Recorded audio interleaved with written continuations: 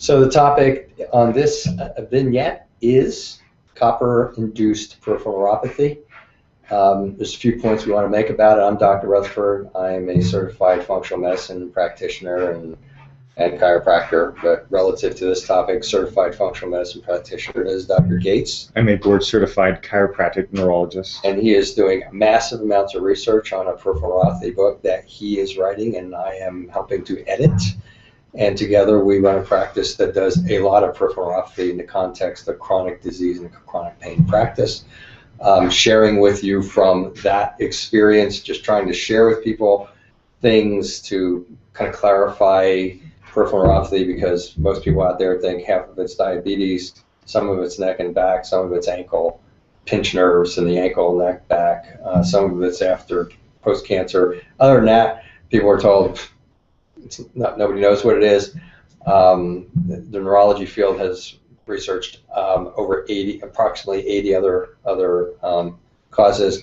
We are going through those sort of one at a time in these little tidbits, these little snippets, whatever you want to call this. And copper is an interesting one, and for a couple of reasons that we're going to talk about here that I kind of really embrace relative to how do you get copper neuropathy and what is it that you need to be aware of to not induce it. And I think you might be surprised to find out a little bit about what that is. So why don't you kind of go ahead and go about that. I think this is going to be pretty interesting. Was to me. Right. So when I heard about it. Lots of times with nutritionally deficient neuropathies, there can be a lack of good nutrition to provide the vitamin they need. Vitamin B12. Like vitamin B12 and vegetarians and vegans. Very, very common example. However, with copper, usually there's not a deficiency in copper consumption. With copper, there may be a problem in absorbing it because of something like celiac disease, which is an autoimmune disease to the protein gluten that is found in wheat products, rye, barley, and oats. However, copper deficiency commonly is due to taking too much zinc.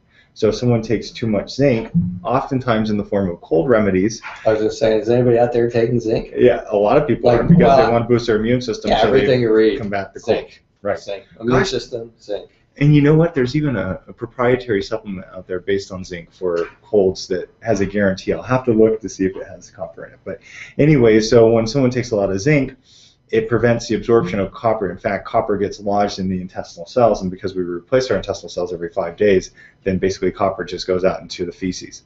And so when someone has a copper deficient neuropathy, it's actually something termed a myeloneuropathy, where there's involvement of the spinal cord and the peripheral nerves. It's a pretty significant condition. And in essence, they present very much like those who have a deficiency in vitamin B12, where they'll have signs of spinal cord involvement as well as peripheral nerve dysfunction.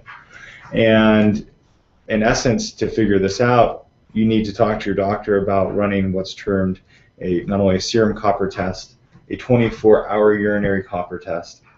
Heavy metal test for those of you.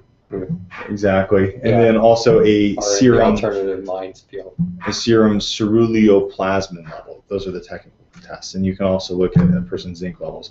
But the neat thing about a copper deficiency myeloneuropathy is a careful history. So often we encounter patients who have been many places and they'll say, well, they told me I don't have diabetes, and the rest of the time we can't figure it out. And no, that's not a cut on your doctors. Lots of times that's the insurance industry, as we've talked about, squeezing down the doctors to where the doctors can't run the tests they want to. But we also know, when we cited the study where Dr. Dick from the Mayo Clinic in Rochester, Minnesota said 76% at least of these non-diabetic peripheral neuropathy cases can be figured out. And they are figured out in large part through a very, very detailed and careful history. We have our patients fill out a 17-page history right now, and we have 2 pages right now that are dedicated to peripheral neuropathy. And in our peripheral neuropathy book that we're writing, we are going to have a chapter solely on history intake forms for those with peripheral neuropathy, because so many out there don't know what the cause is. And by going through things carefully and saying, oh wow, I was taking zinc-based supplements for and in this particular case, a lot of people are like irritated, like, why do you need to know all my supplements? Right. Why do you need to know all my, well, most people are okay with giving us all their drugs, but a lot of times they don't put the supplements down. They think they're not They don't important. put it down, and so when we sit down face to face, they're saying, okay, are these the supplements that you're taking? Or like, You know, it's like, no, this is important because the first thing we have to look at when we're looking at any type of a peripheral neuropathy, or frankly, any type of a chronic disease or chronic pain case, is all the medications, how that might be affecting. There are medication-induced peripheral neuropathies, all of the supplements, because there can be supplement-induced peripheral neuropathies.